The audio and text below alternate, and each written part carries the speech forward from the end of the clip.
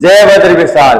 सज्जनों, स्वागत है आप सभी का मेरी नई वीडियो पे। उससे पहले यदि अभी तक आपने मेरे इस चैनल को सब्सक्राइब नहीं किया अथवा आप पहली बार मेरे इस चैनल पे हैं तो शीघ्र ही चैनल को सब्सक्राइब कीजिए एवं मेरी प्रत्येक नई वीडियो को सबसे पहले देखने का सौभाग्य प्राप्त कीजिए। सज्जनों, शुरू करते हैं आज की नई वीडियो। महादशा, अंतर्दशा और प्रत्यंतर दशा मिलकर यह संकेत देती है कि कौन सा ग्रह कब सक्रिय है और वह जीवन को किस ओर मोड़ सकता है। इस वीडियो में हम जानेंगे कि दशाएं क्या होती है, उनकी अवधि कितनी होती है और वे हमारी जीवन यात्रा में क्या भूमिका निभाती है। जनों, वैदिक ज्योतिष में दशाएं किसी भी व्यक्ति की जीवन की घटनाओं के समय को समझने का प्रमुख माध्यम है। जन्म कुंडली दिशा दिखाती है, लेकिन कब क्या घटेगा इसका उत्तर दशा प्रणाली देती है।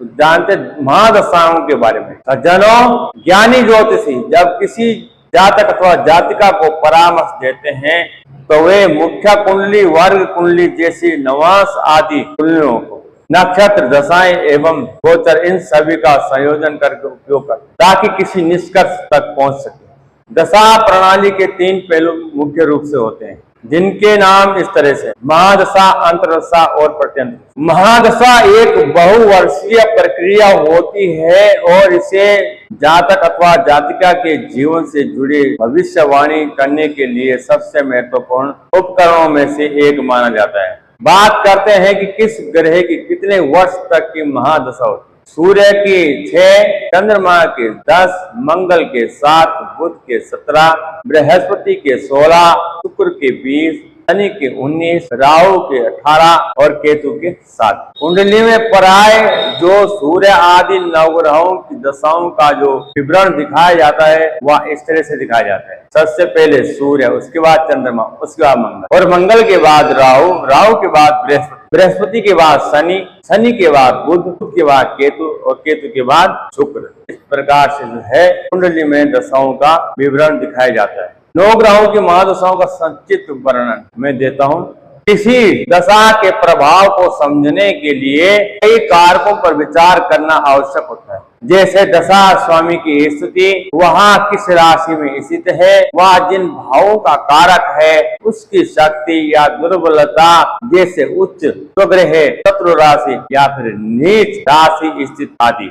सज्जनों, दशाएं 5 प्रकार की होती है। सबसे पहले महादशा, महादशा के बाद अंतर्दशा, अंतर्दशा के बाद प्रत्यंतर दशा, प्रत्यंतर दशा के बाद सूक्ष्म दशा और सूक्ष्म दशा के बाद पराण दशा। इस प्रकार यह प्रणाली कई परतों में विभाजित होती है। सूक्ष्म दशा क्यों कम उपयोगी होती है, उससे भी कम उपयोगी होती है। पराण दशा क्यों कम उपयोगी होती है। अधिकांश ज्योतिषाचार्य केवल महादशा और अंतर्दशा तक ही अपनी भविष्यवाणी सीमित रखते हैं। इसका मुख्य कारण है जन्म समय की सटीकता की कमी, यानी कि जन्म समय हमें सही पता नहीं होता है तो ये कमी आती भी है। अथवा जब जन्म समय हमारे पास एकदम सही नहीं हो तो कोई भी भविष्यवाणी कुंडली में सही नहीं हो सकती। केवल 3 मिनट का अंतर भी सूक्ष्म और पराण दशा को बदल सकता है, जिससे परिणामों में भिन्नता भी आ सकती है। इसलिए जब तक जन्म समय एकदम सटीक ना हो, सूक्ष्म दशाओं का प्रयोग सीमित ही रहना चाहिए। संक्षेप में बताता हूँ।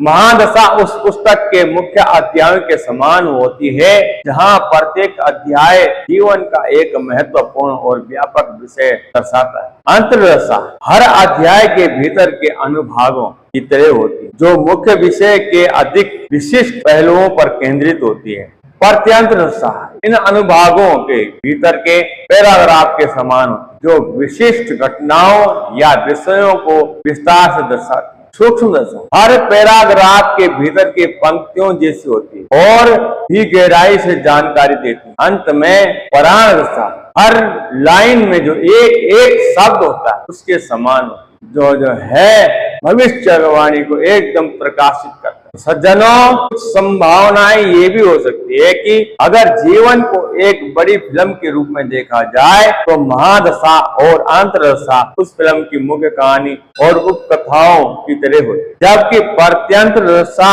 सूक्ष्म दशा और पराण दशा उन कथाओं के दृश्य के समान होती है। परतंत्र दशा, सूक्ष्म दशा और प्राण दशा विशेष रूप से तब उपयोगी होती है जब किसी विशेष घटना के सटीक समय को जानना हो। ये दशाएं क्या कब घटेगा ऐसे प्रश्नों का सही और सटीक उत्तर देने में मदद करती है। सज्जनों, मुझे आशा है कि आपको आज की जानकारी बहुत अच्छी लगी होगी। यदि जानकारी अच्छी लगी होगी लाइक करना और इस जानकारी को अपने स्वजनों तक पहुंचाने के लिए शेयर अवश्य करना ताकि उनको भी इस जानकारी का लाभ प्राप्त हो। साथ ही यदि कोई त्रुटि रह गई हो अथवा प्रोत्साहन बढ़ाने के लिए कमेंट अवश्य करना। और यदि अभी तक भी आपने मेरे इस चैनल को सब्सक्राइब ना किया हो शीघ्र ही सब्सक्राइब कीजिए। साथ ही बगल में बेल आइकन का बटन अवश्य। इससे क्या होता है, जब भी मैं कोई नई वीडियो अपलोड करता हूँ शीघ्र ही आपके मोबाइल स्क्रीन पे नोटिफिकेशन प्राप्त हो जाता है और मेरी प्रत्येक वीडियो को देखने का आपको सौभाग्य प्राप्त होता है। तो जनों, मिलेंगे शीघ्र नई वीडियो के साथ में। तब तक के लिए जय श्री राम, जय बद्र विशाल, भगवान आपकी कामना पूर्ण करे। धन्यवाद जी।